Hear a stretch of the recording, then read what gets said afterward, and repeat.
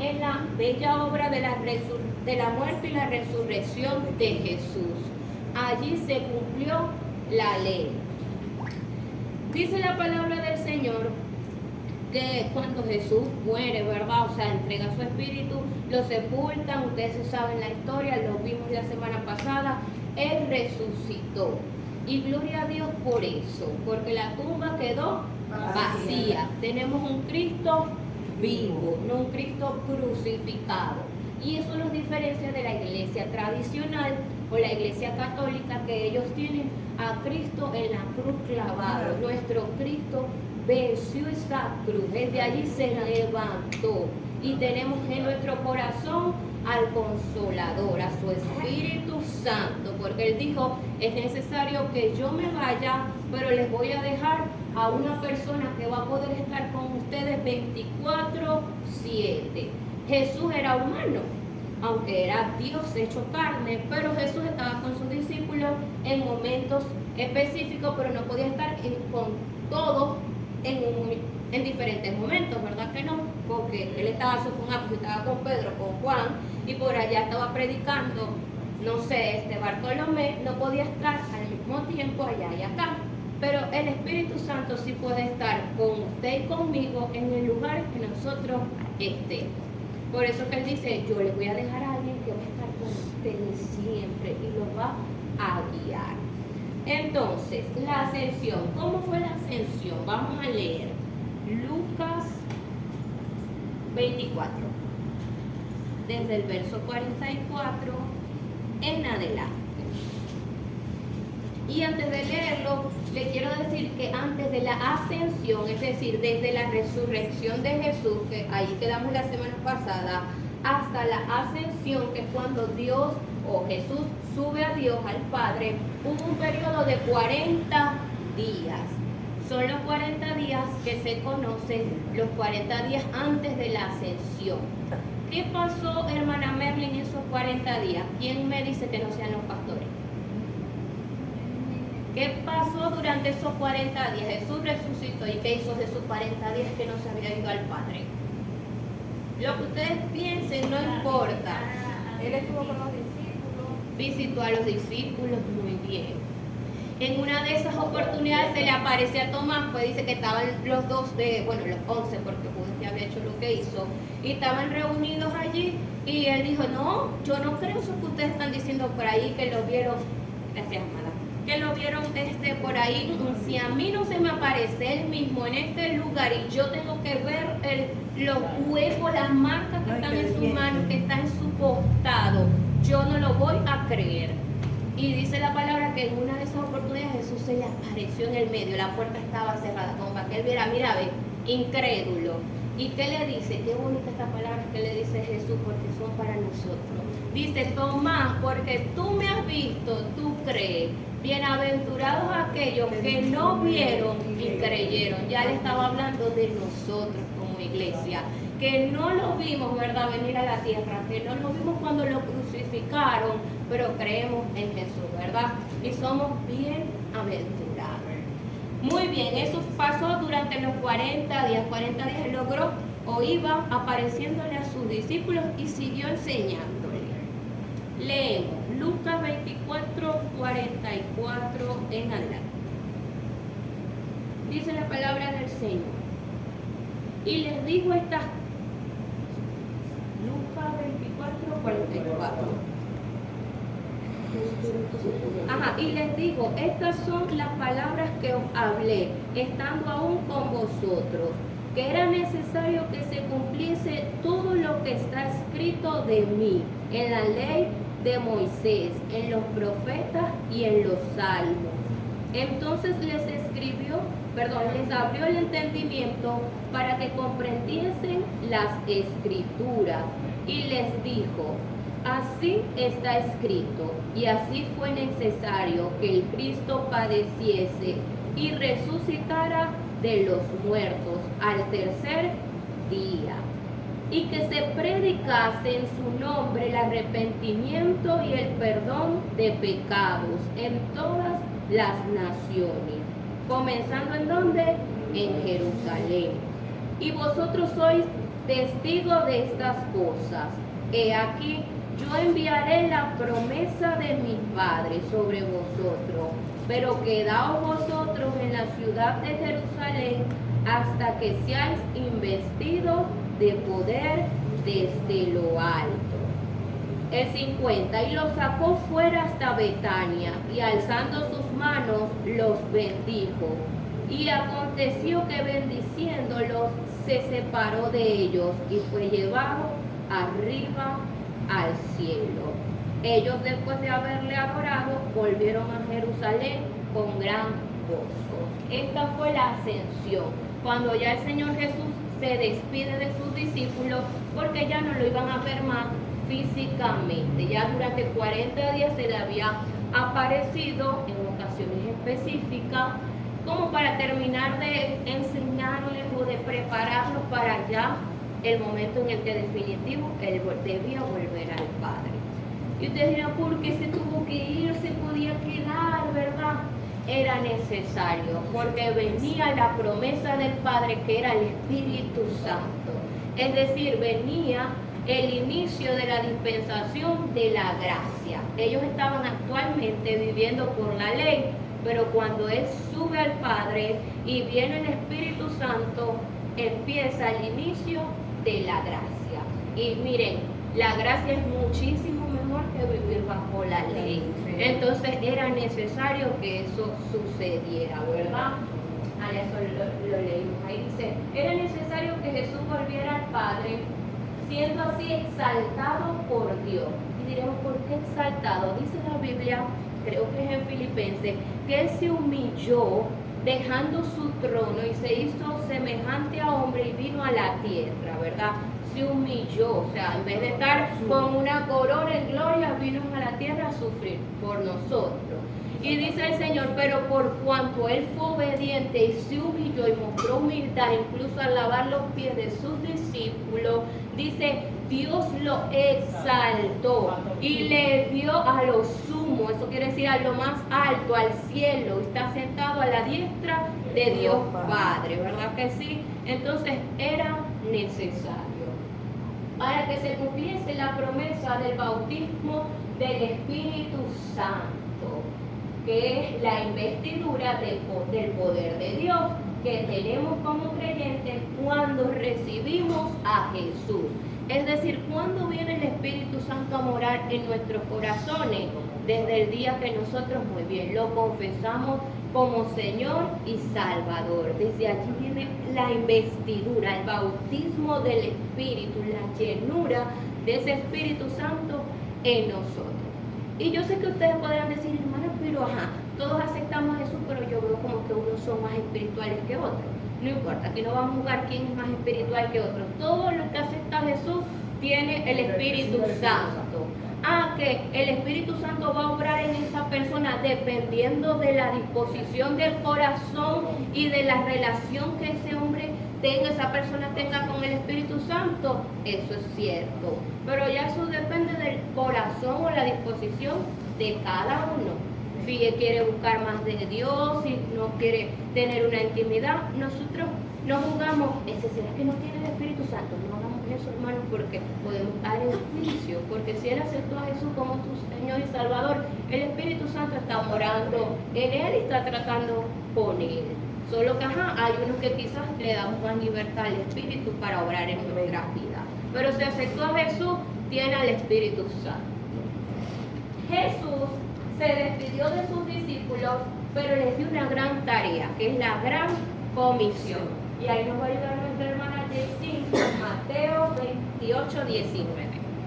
Dice, por tanto, id y haced discípulos a todas las naciones, bautizándolos en el nombre del Padre y del Hijo y del Espíritu Santo. Amén.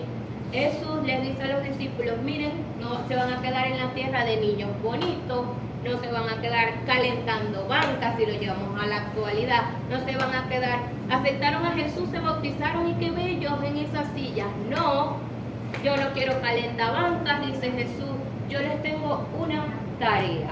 Y esa tarea, hermano, es importante decirle, no es solamente para esos 12 discípulos, esos 12 apóstoles. Esa tarea sigue siendo nuestra tarea también, porque son discípulos también, ¿verdad que sí?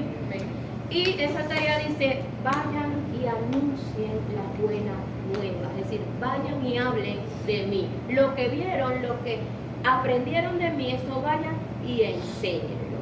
Y qué llamativo es esto, porque a veces alguien nos lleva a nosotros a Cristo o nos habla de Jesús y eso nos hace llegar a la iglesia, pero cuando nosotros llegamos a la iglesia decimos, gracias Señor porque te conocí, pero se nos olvidan los que están afuera y no conocen a Jesús. Y somos egoístas, porque si alguien se levantó a cumplir la gran comisión y nos trajo a los pies de Cristo, ¿verdad que sí?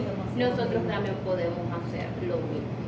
Entonces esa gran comisión sigue vigente en nosotros y hoy el Señor nos la recuerda. Amén. Es parte de nuestro deber o de nuestro trabajo para el Señor. Pero es importante decir que Jesús les da esa gran comisión, pero les dice, ya va, esa es su tarea. Pero espérense, no la empiecen todavía porque la van a iniciar después que sean llenos del Espíritu Santo. ¿Y saben por qué el Señor, o imagínense ahí, piensen, por qué creen ustedes que el Señor les dijo, esperen primero en Jerusalén hasta que sean investidos del poder del Espíritu Santo y después sí van a ir y van a cumplir esa gran comisión? ¿Qué creen?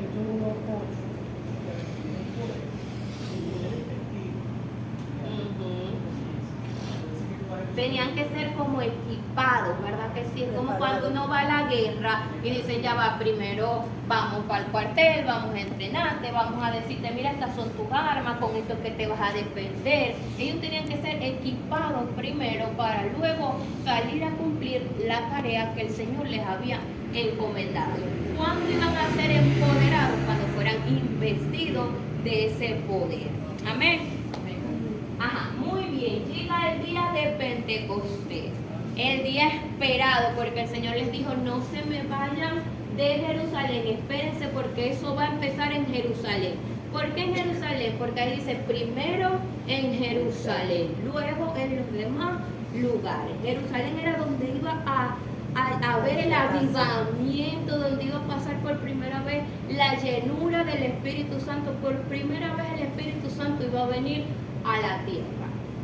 Y aclaro algo aquí, por primera vez el Espíritu Santo iba a venir a la tierra, pero el Espíritu Santo existía, ojo, no quiero que lo confundan con que el Espíritu Santo empezó a existir después que Jesús se fue, cuando llegó en Pentecostés. No, el Espíritu Santo ya existía, pero desde el principio. Muy bien, cuando Dios dijo hagamos, en plural, en habemos más de 2 personas, en este caso 3, allí conversando, dialogando, ¿qué vamos a hacer? Hagamos ahora al hombre. Estaban los 3, la Trinidad, que es nuestra doctrina. Amén. Entonces, lo que pasa es que el Espíritu Santo no había venido a la tierra, no se había manifestado. Ajá, muy bien. Entonces, aclarado ese punto, ¿verdad? Llegó el gran día, el día de Pentecostés. Antes que mi hermana Yanjibe me ayude con la lectura, quiero decirles que este día también es conocido como la fiesta de las semanas. Si usted por ahí en la Biblia, usted lee la fiesta de las semanas, estaba relacionado con esto del día del Pentecostés. Esta fiesta de la semana se hacía al día 50 después de la Pascua. Los judíos celebraban la Pascua, que era el salimos de Egipto, gracias a Dios nos sacó de esa esclavitud. 50 días después celebraban la fiesta de las semanas. ¿Por qué se llamaba la fiesta de las semanas? Porque ocurría 7 semanas, exactamente 7 semanas después de la Pascua. A los que les gustan los números, si usted saca, matemática aquí, 7 por 7, 49, muy bien, tranquila, a mí me falla con matemáticas muchísimo también, solo que ya esta me la sé de memoria. 7 por 7, 49. Entonces, desde el día de la Pascua se contaban 7 semanas, es decir, 49 días, y al día siguiente, es decir, el día 50, se celebraba esta fiesta. Es decir, que si usted le mete la lógica, como a mí me gusta cuando leo la Biblia, yo digo, ya va, yo entendí magia, yo sé que no entiendo yo, ¿qué pasó? Si usted le mete la lógica, ¿cuándo sucedió el Pentecostés o cuándo vino el Espíritu Santo a la tierra? 50 días después de la crucifixión. Porque la Pascua, recuerden que Jesús murió en el día de la Pascua, el Cordero se sacrificó, o sea, él vino a cumplir esa Pascua que era de la ley, ¿verdad que sí? Él muere el día de la Pascua. Murió el Señor Jesús. 50 días después ocurre el Pentecostés. Es decir, que si yo les digo en el examen, no mentira, les voy a decir así, pero quiero que aprendamos. Si yo les digo en el examen, ¿cuántos días después de la muerte de Jesús ocurrió el Pentecostés? ¿Cuándo ocurrió el Pentecostés? Usted tiene que decir 50 días después de la crucifixión. No, sí, Está esta fácil, semana. ¿verdad que sí? Pero esa no va para examen porque ya se la sople, ya se la van a saber. Tiene que ser una que no se sepa, para poderlo raspar. No, mentira, no, mentira. Una más fácil. ¿Cuántas semanas ocurrieron después de eso? ¿O cuántas semanas ocurrieron? Está más fácil todavía, 17 semanas. Muy bien. Entonces, ahora sí vamos a pedirle a nuestra hermana Lianjive que nos ayude con Hechos 2 del 1 al 4.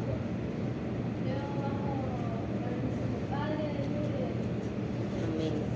Cuando llegó el día de Pentecostés, estaban todos mirando con y de repente vino del cielo un estruendo como de un viento que estaba y hablaba. Muy bien. Así fue la venida del Espíritu Santo. Todos estaban reunidos, estaban esperando la promesa del Señor. Ahora miren, vamos a meterle más matemática. Y no me gusta la matemática, créanme que yo dije, yo voy a estudiar Derecho porque no quiero ver números, igualito no me salve, vi números también. Pero vamos a meterle más matemática. Si Jesús murió, ¿verdad? El día de la Pascua, y dice que la ascensión ocurrió 40 días después, porque después de que murió, ¿verdad? Y resucitó, pasaron 40 días, ¿verdad que sí? 40 días. ¿Cuántos días después que Jesús se va al cielo faltaron o pasaron para que se cumpliese la promesa del Espíritu Santo? ¡Ay, dieron un aplauso! Para final los 10 días, ¿verdad que sí? 40 días. Y dice que después al 50 y faltan 10. Vamos a meterle lógica a esto. Muy bien. Pregunta para el examen también. No, mentira, nada de matemáticas para el examen.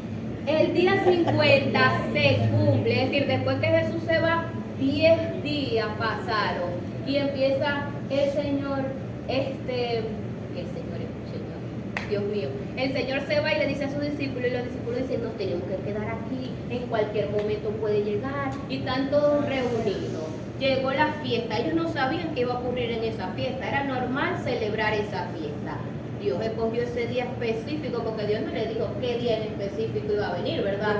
Pero Dios los sorprendió, sí, ese día que ellos estaban juntos celebrando, ¿verdad? Esa fiesta tradicional de los judíos, y allí dice la palabra que vino como un viento recio, como cuando va a llover, que vemos las matas y uno recoge la ropa, se ha dicho, ¿cuánto le ha pasado que a llover?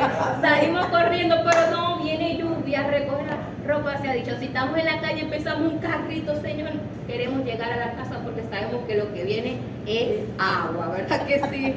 Empezó así, pero no venía agua, venía algo muchísimo mejor, que era el Espíritu Santo. Ellos quizás en su mente dijeron, ay Dios mío, ahora que ya viene agua y calabaza, cada uno para su casa.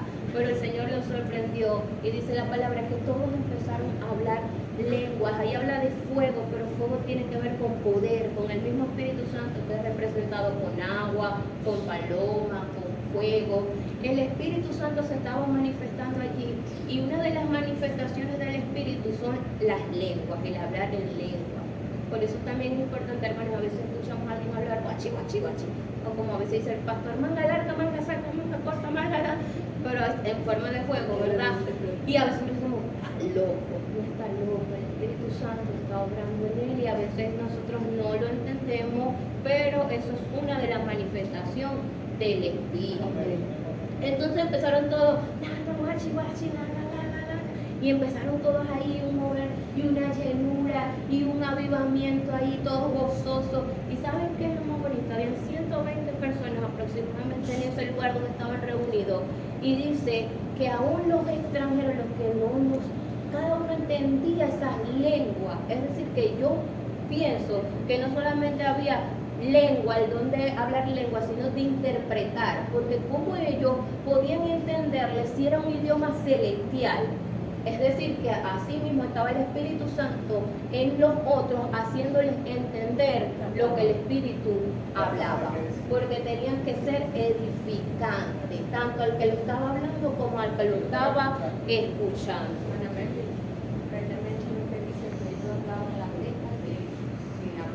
Sí, manejar ese idioma. Exacto, pero si podemos entender las lenguas de ellos, pero ¿qué lengua era de ellos? Era la lengua que en ese momento estaban hablando, no el idioma judío, porque sí es verdad que venían extranjeros también a esa fiesta, venían extranjeros también a esa fiesta, pero imagínense que estamos hablando en lengua, en ese idioma que nadie entiende, pero los otros, supongamos que aquí está alguien adorando y empieza tan hablando en otras lenguas. Dice que los otros le podían entender, pero ¿qué lengua? La que ya el Espíritu estaba ahí manifestando, esas lenguas de fuego, esas nuevas lenguas, las celestiales, los otros también podían entender. Qué tremendo, ¿verdad? De la llenura del Espíritu Santo. ¿Y qué nos enseña esto también a la actualidad? Porque siempre he dicho, estudiamos lo que dice la Biblia, pero lo aplicamos. Y lo más fuerte que lo entendían en su idioma. Y en su idioma, exacto, es que el Espíritu como que le traducía ese idioma espiritual en el idioma que ellos podían entender. Es algo del Dios obrando allí, porque nadie, es algo sobrenatural. Pero es que el Espíritu Santo es así, Dios es sobrenatural.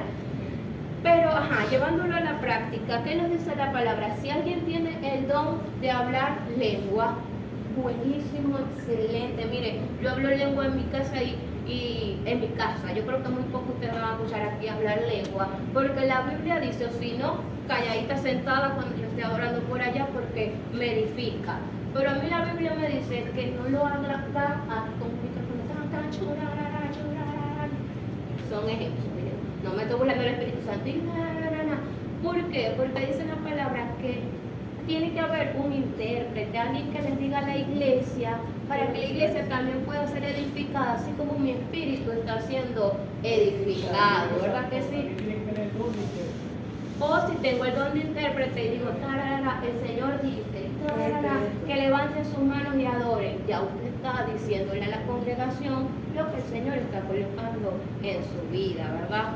Entonces la Biblia dice todo decentemente y en orden, porque es mejor profetizar, es decir, hablar, predicar 4 palabras, pero que el pueblo sea edificado con esas 4 palabras, que hablar mil lenguas en otro idioma que a otro no lo está entendiendo. Eco.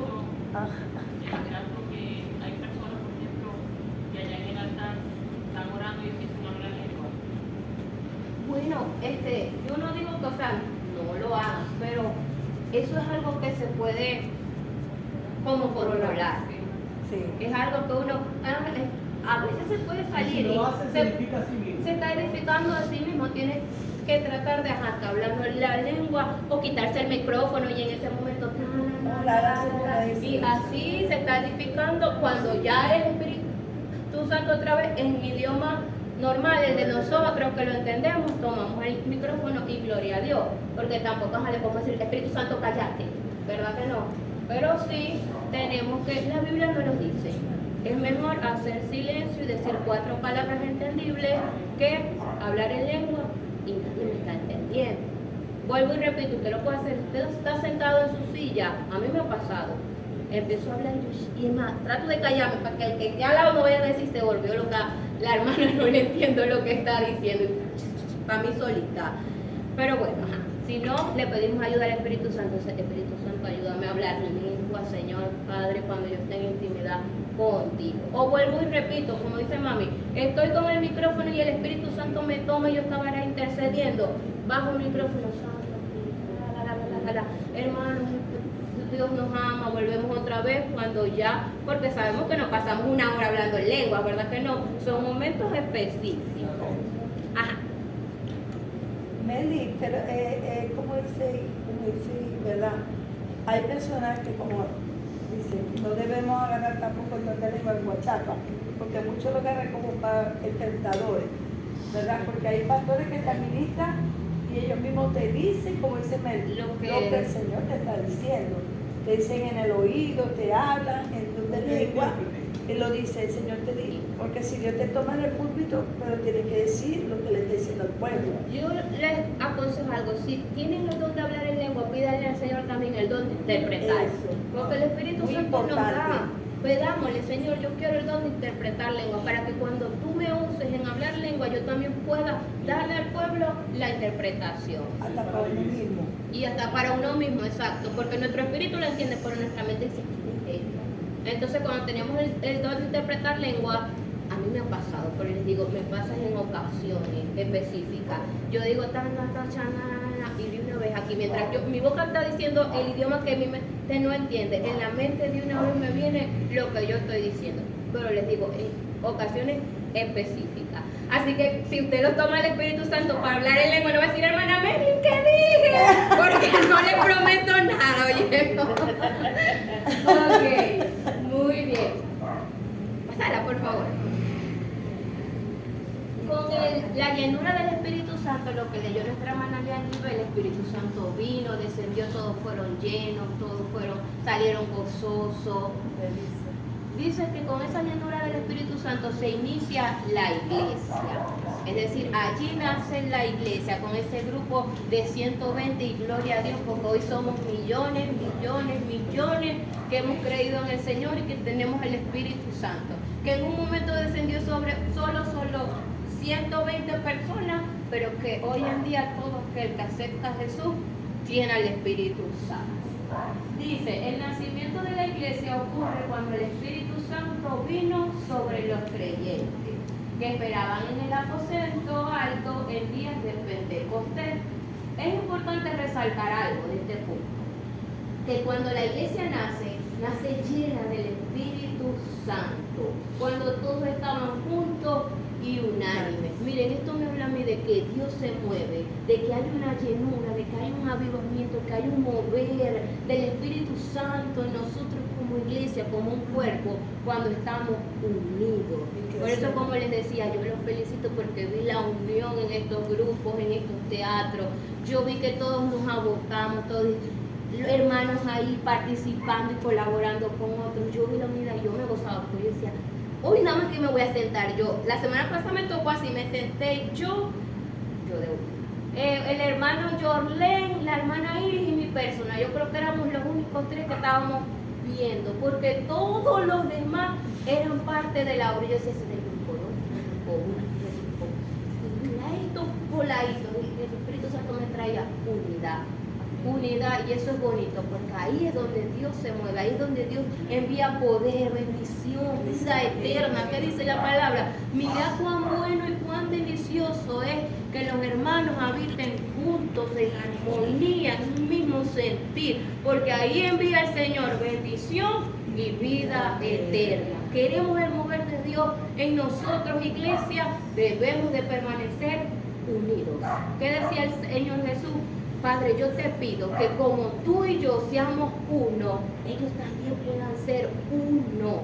Es decir, la unidad es muy importante, iglesia. El acuerdo. Muy bien. Ajá, autoridad y poder del creyente. Esta está la última lámina que voy a dar yo porque tenemos una invitada de honor. Y toda la semana vamos a tener un invitado de honor, así que prepárense. Yo les voy a decir, esa va a ser la dinámica de este tema. Yo semanalmente le voy a decir o a uno o a dos personas que me ayuden con la clase. Yo oro por entrar y un por puntico, un punto, yo oro para ser despedido. Un puntico, yo le voy a decir, este es su punto, estúdienlo, le paso hasta la información y la compartimos. Papi, ya te... Santo Dios. La hermana Doris va la semana que viene. Meli, que deja aquí un hospital. Porque Ese no, te le pasa. porque vamos, y un apoyo, No, bueno. es un apoyo solamente. Ok, la autoridad y el poder del creyente. Miren, Jesús les dijo algo, van a ser investidos, es decir, va a venir poder sobre ustedes. Iglesia, somos poderosos, somos más que vencedores, tenemos el poder, y no el poder de Superman, de Iron Man, de la Mujer Maravilla, no. Esos son mitos, eso es ficción. Nosotros tenemos un poder real, que es el poder de Dios en nuestra vida. El Señor no nos dejó aquí a los huerfanitos, pobrecitos, muertos de hambre, que no tienen que comer, no tienen fuerzas, no están enfermos. No, Él dijo una iglesia empoderada, y nosotros somos una iglesia llena del poder de Dios, y tenemos que ejercer ese poder y esa autoridad que nos ha sido entregada.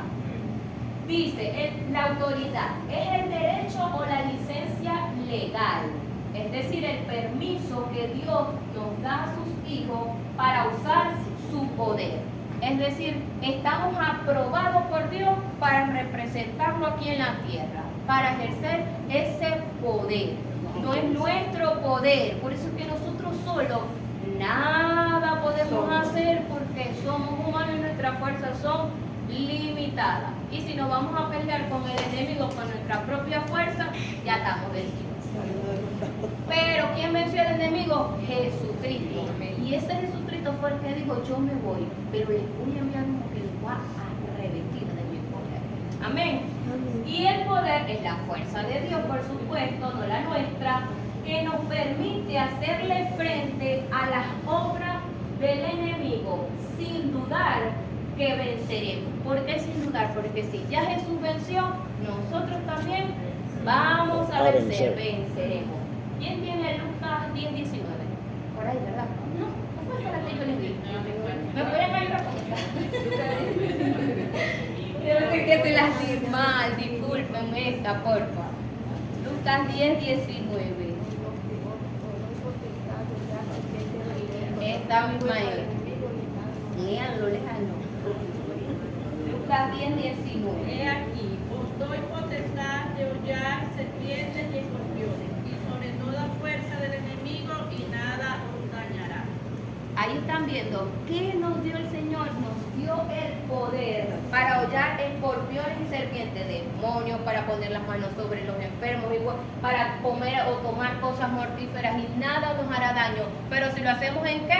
En su nombre. No somos nosotros, es Dios, es su poder el que nos va a dar esa fuerza. ¿Para qué? Para vencer al enemigo. Y aún cosas mayores. Y en Si yo obediencia. estoy sujeta a la autoridad no me puede respaldar. Correcto.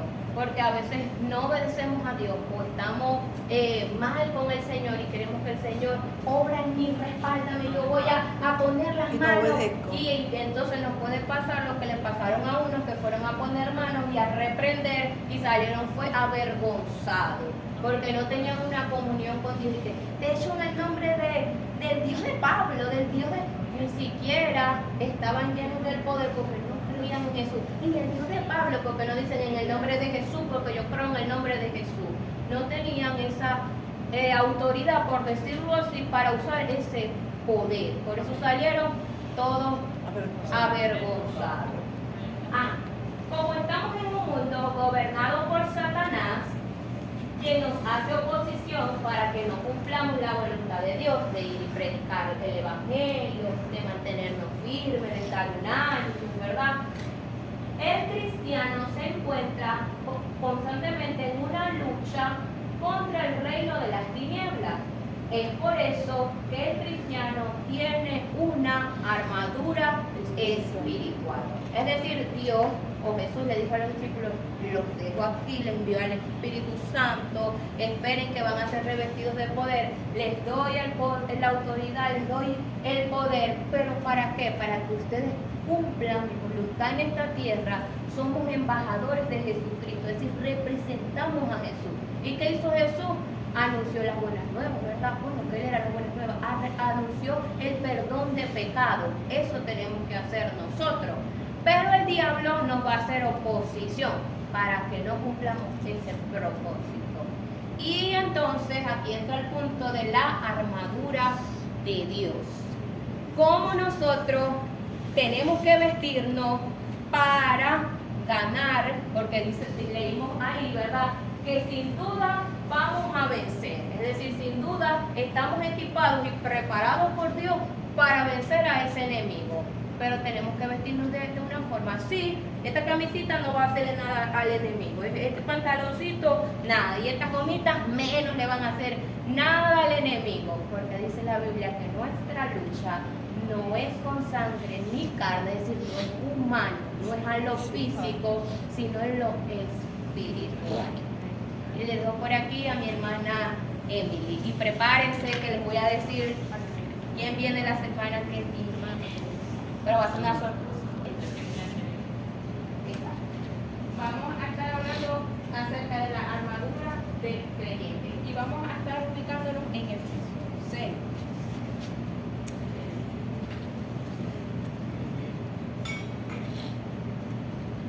Vamos a estar leyendo desde el versículo 13.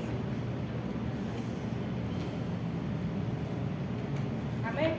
Dice, por tanto, tomad toda la armadura de Dios para que podáis resistir en el día malo y habiendo acabado todo, estar firme. El 14. Está pues firme, ceñido vuestros lomos con la verdad. Vamos a detenernos allí, porque ahí es que vamos a estudiar toda la armadura del creyente que tenemos como hijos de Dios. Miren que empieza diciendo está firme, ¿verdad? Y lo repite nuevamente, ¿verdad? Está firme. ¿Por qué? Porque sabemos que tenemos un adversario y nosotros como hijos de Dios debemos de portar esa vestidura que el Señor nos ha dejado en su palabra. Y la primera pieza que vamos a ver allí lo ve, el cinto de la verdad. Esto era una pieza, imaginémonos a un soldado, ¿verdad? En ese entonces romano, ellos usaban ese cinturón, no era un cinturón cualquiera como el que nosotros usamos, ¿verdad? Era un cinturón grueso, o sea, tenía una banda gruesa que se ataba en la parte baja de lo que es aquí la espalda, o sea, se colocaba, digamos que prácticamente que en la cintura. Y tenía colgantes, ahí lo ven, tenía un colgante que protegía la parte del frente. Y esos colgantes tenían metal, hebillas. ¿Qué función tenía este cinto? En los soldados le proporcionaba que ellos estuvieran estables, que ellos estuvieran erguidos, que ellos cuando fueran a combatir, ellos se pudieran mover libremente. Anteriormente eran túnicas, ¿verdad? Largas. Pero eso, cuando la palabra dice ceñir vuestros lomos, era que se ciñeran aquí con el cinturón exterior a la túnica para que les facilitara estar en combate, o sea, estar alerta cuando hubiera peligro, cuando hubiera algo, ellos estuvieran alerta y pudieran estar estables. Pablo lo asocia cinto de la verdad y no es casualidad que es la primera pieza que se nombra como la armadura del creyente. ¿Por qué? Porque sin la verdad nosotros estaríamos perdidos, ¿verdad? Y sin bien la partido. verdad el enemigo nos puede engañar. Somos blancos fáciles si no tenemos la verdad. ¿Y quién es la verdad? Jesucristo. Jesús dijo, yo soy el camino, yo soy la verdad y yo soy la vida, ¿verdad? Entonces, es a través de la verdad que nosotros podemos seguir con toda la armadura. Si no tenemos la verdad, de nada sirve la siguiente pieza de la armadura, porque lo que es el centro, por eso que iba aquí, miren, en la mitad, el centro, y le mantenía soporte, o sea, que estemos estables, nos sostiene en la verdad. Otra función que tenía este cinto, ¿verdad?, era que les permitía al soldado llevar sus armaduras, ya sean espadas, dagas, lo que portaran. Y esto nos habla que es la espada, la palabra, ¿verdad? Y dice la palabra de Dios es la verdad. Entonces vemos cómo se unen. O sea, tenemos la verdad, tenemos la palabra de Dios. Amén. Entonces yo quiero que me ayuden el que tiene Efesios 4:14. Ay, Dios mío, yo me para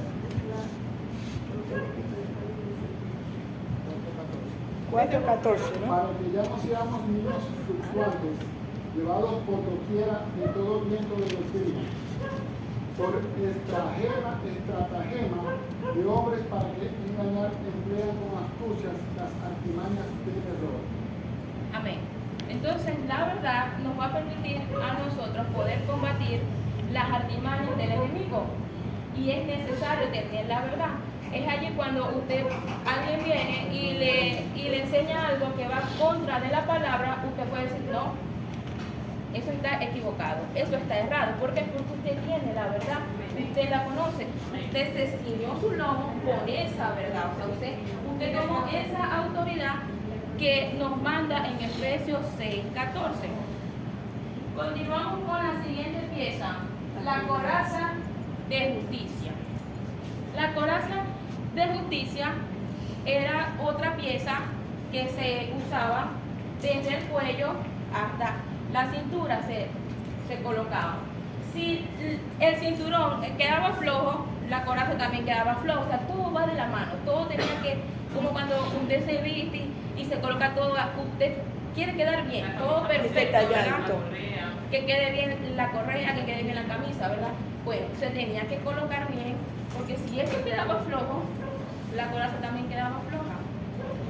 Y eran piezas que podían ser de metal, podían ser también de cuero, un tipo de cuero resistente, obviamente.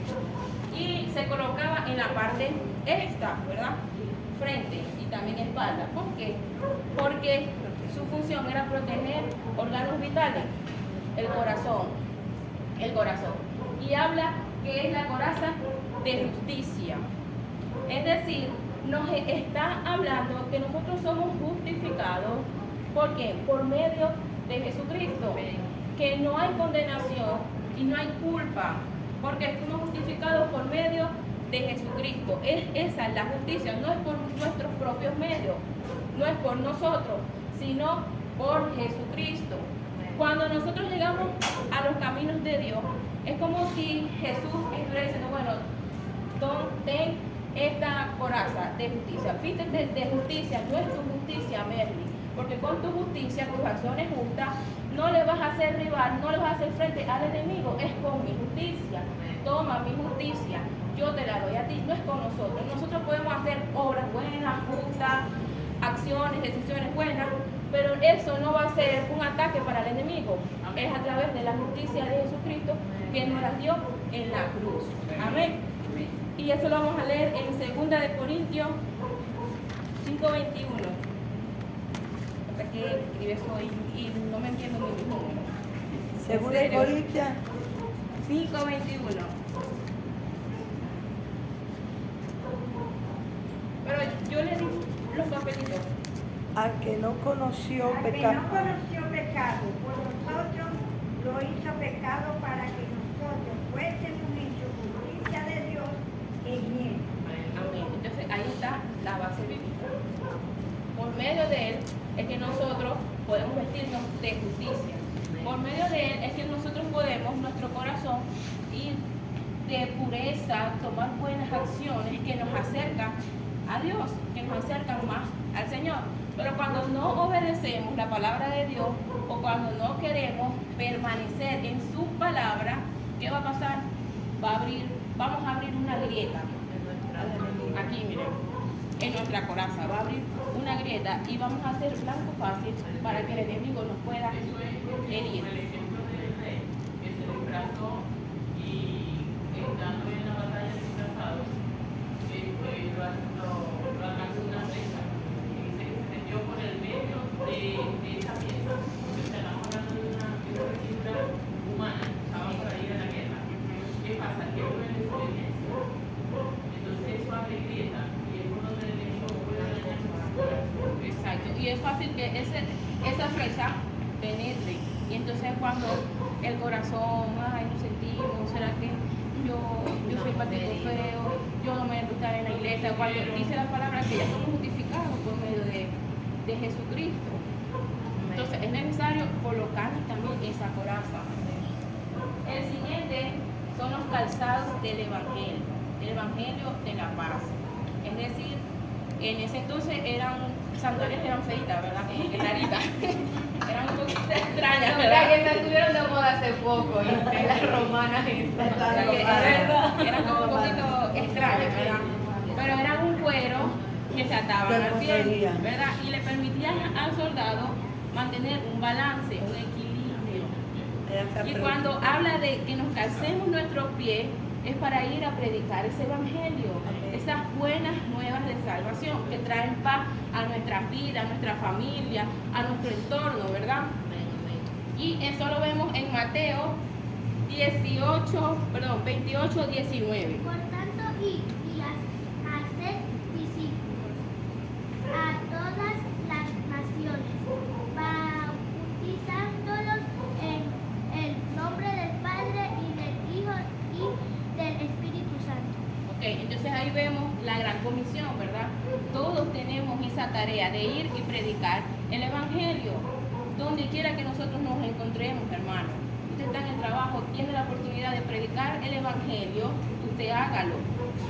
Usted está, no sé, en el bus y usted tiene la oportunidad de predicar, predique, llévese un tratado, compre tratados y si no tiene tiempo se lo da. Pero ahí está la semilla. Usted se está colocando ese calzado, está presto para ir a predicar ese evangelio. Y el siguiente es el escudo de la fe. Esos escudos, ¿verdad? Venían también de varias formas, unos que eran muy largos, que cubrían todo el cuerpo, y otros que eran más pequeños. Pero su función era cubrir al soldado de los ataques, de flechas, de cualquier cosa.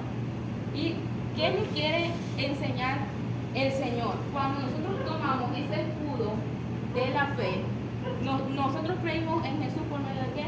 De la fe. De la fe. Es un arma que no podemos soltar nunca. Pero cuando no tenemos fe, entonces tenemos ¿qué? Duda, incredulidad, ¿verdad? Estamos dudando. Pero cuando usted toma ese escudo de la fe, cuando venga la enfermedad, usted puede decir, bueno, Jehová se va a manifestar como Jehová Rafa, mi sanador. Yo no tengo paz, yo estoy ansiosa. Bueno, Jehová Shalom, Jehová es mi paz. Yo me siento débil, Jehová Nisi, Él es mi bandera, mi estandarte. Usted puede tomar esa fe. Es un arma que usted tiene para defenderse y poder sobrellevar los ataques, porque saben, estamos en un mundo que es una guerra espiritual. O sea, nosotros día tras día tenemos guerra espiritual. Todos los días, desde que usted se levanta. Desde que usted se levanta, es una guerra espiritual. ¿Usted no le ha pasado que usted se levanta y usted muchas veces no quiere orar? O se acuesta y empieza, señora, o lo que se paran en la madrugada. Yo una vez intenté y oraba y yo, Padre nuestro, y ni me acordaba que no me dormí. O sea, no oraba y yo, Dios mío, obligate, Dios mío, Carmen, sujetate. Porque es una lucha constante. Tenemos que tomar esa armadura y Dios nos ha dado todo. Dios nos capacitó, como decía mi hermana. Dios nos va a mandar a la guerra y sabe que tenemos guerra si Él no nos da las armas. Y Él nos las está dando y nos las está mostrando hoy nuevamente. Y vamos a leer Hebreos 11:1 y después leen el versículo 6. Es pues la fe la certeza de lo que se espera, la convicción de lo que no se ve. Pero sin fe es imposible agradar a Dios, porque es necesario que el que se acerca a Dios crea que le hay y que Él es galardonador de lo que le gusta. Ahí vemos, es por fe. Dice la palabra que el justo vive es por fe. Usted no puede dudar, usted tiene que, aunque venga el dolor, yo reprendo esa duda y yo me levanto en fe, yo tomo ese escudo de fe. Y así usted con esa fe, usted puede también alcanzar a otro.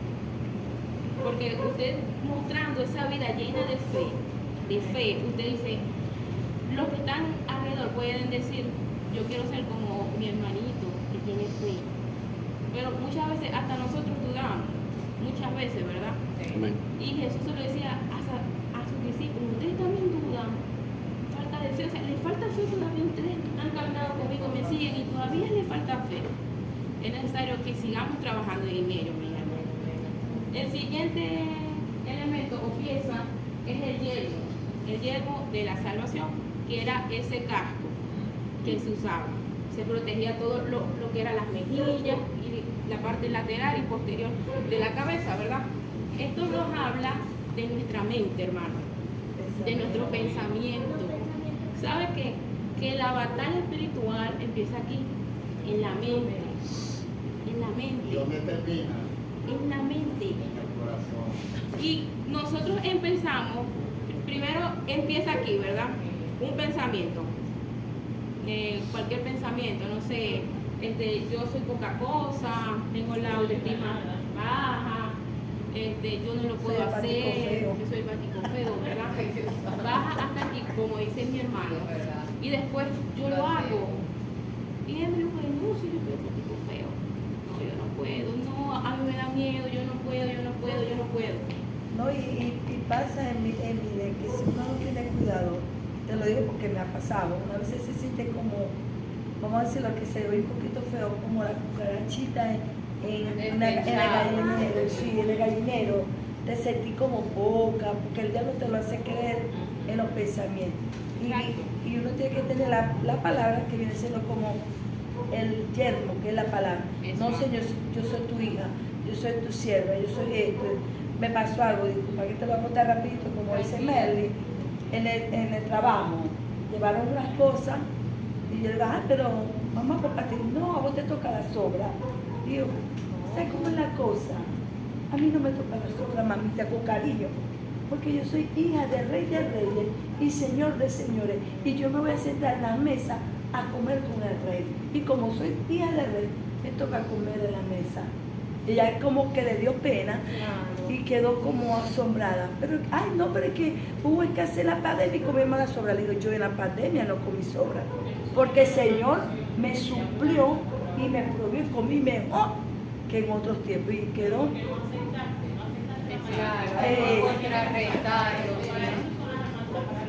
Eso. José 2. Dice así, no conforméis a este siglo, sino sean formados por medio de la renovación de vuestro entendimiento, para que comprobéis cuál sea la buena voluntad de Dios, agradable y perfecta. Pero es necesario que estemos en constante renovación. Es decir, sacar lo que está viejo, ¿verdad? Y meter cosas nuevas. Amén. Porque si yo siempre lo viejo, yo voy a tener cosas viejas siempre, siempre voy a decir el pasado, si es verdad. No. Hay que votar eso, hay que deshacer eso y empezar a apropiarnos de la palabra y de las promesas que el Señor nos ha dado para que podamos contrarrestar. Y el último, ¿verdad? Es la espada del Espíritu, ¿verdad? La espada. ¿Qué representa? Los viejos. Porque está diciendo que saquen lo viejo. Hermana, no así. Literal. Literal, hermana. Ajá. Y la espada. Que saque el pasado. El pasado. El viejo hombre, sí, para que no. Para que no se sienta mal que Sí. Ajá. Y la espada, mi hermano, que representa la palabra de Dios. Amén. Esta es un arma, de todas las que le dije, eran armas defensivas, ¿verdad? Y esta es un arma ofensiva. Es un arma que se utiliza cuerpo a cuerpo. O sea, vamos a imaginar, miren, vos y yo. Ajá, así, ¿verdad? ¿Verdad? Yo salgo corriendo. Y es algo que el Señor nos dejó. Su palabra está allí, ¿verdad? Pero ¿qué tenemos que hacer nosotros? Leerla, ¿verdad? Dice la palabra que la escudriñemos, porque en ella encontramos la vida eterna. Y ella es la que da testimonio de Jesús. Con ella que vencemos. Pero viene un ataque y no sabemos cómo contrarrestar. ¿Cómo, verdad? ¿Cómo decir no? La palabra dice en tal que no, que todo lo puedo en Cristo que me fortalece. No, Jehová es mi suplidor, pero tenemos que estudiarla, ¿verdad? Tenemos que tomarla para poder entonces atacar también al enemigo. ¿Y cómo lo hizo Jesús? Con la palabra. Con la palabra. Con la palabra. Eso lo vimos en Mateo 4:4. Dice así. Él respondió y dijo, escrito está, no solo de pan vivirá el hombre, sino de toda palabra que sale de la boca de Dios. Amén. Y eso lo repite 2 veces más, o sea, 3 veces. Escrito está. escrito está, ¿verdad? Y qué bueno cuando usted viene la aflicción, viene cualquier problema y usted puede citar la palabra. Usted puede decir, yo me apropio de esto, con autoridad, porque el Señor nos los ha dado, es con autoridad. Pero nosotros, bueno, será, sí, será que le digo, será que tengo miedo de, por ejemplo, de reprender un demonio. ¿Verdad que a veces cuando queremos reprender un demonio, a veces sentimos como que un poquito de ya va, sí, De temor. como que de temor, ¿verdad? Pero Dios nos ha dado autoridad, lo decía mi hermana, él ya nos dio esa autoridad, nos revestió con su autoridad. Tenemos que apropiarnos de eso, amén. Y Hebreos 4:12. Porque la palabra de Dios es viva y eficaz y más cortante que toda espada de dos filos y penetra hasta partir el alma y el espíritu, las coyunturas y los tuétanos, y discierne los pensamientos y las intenciones del corazón. Correcto. Entonces, a través de la palabra, mi hermano, también somos edificados nosotros. Porque dice la Biblia que la palabra es un espejo, ¿verdad? Que también habla a nuestras vidas, nos redarguye, nos sostiene, nos puede decir, Mary, por ahí no, porque está ahí como que, por ahí no, te está yendo por un camino que no es, ¿verdad? Y ella puede verse en la palabra, no, sí, la palabra me lo está enseñando, pero es necesario que la estudiemos, es necesario que la escudriñemos. Y miren lo que ya se analiza en el versículo 18 de Efesios 6. Dice Pablo, orando en todo tiempo, con toda oración y súplica en el Espíritu, y velando en ello con toda perseverancia y súplica por todos los santos. Esto, hermano, ya fuera de todo lo que es la armadura, ¿verdad? Pero eso es otra arma que el Señor nos ha dado, la oración, en todo tiempo. Porque sin oración todas estas armas tampoco valdrían, porque usted tiene que estar orando. Dice la palabra, orar sin cesar, en todo tiempo. Esta es la continuación de la clase que viene hoy, te deja para los hermanos. ¿En serio? Dale una introducción. Ah, bueno, por lo menos. No, dale, porque hay que decir. Ella está completando.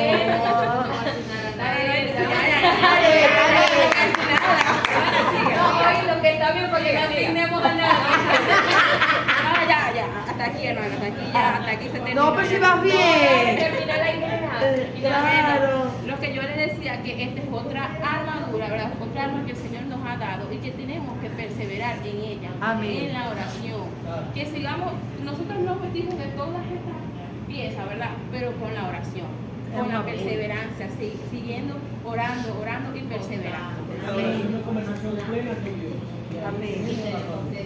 Amén. Bueno, ya, porque si no, No, amén, aleluya. 20 puntos porque nos vas a ayudar.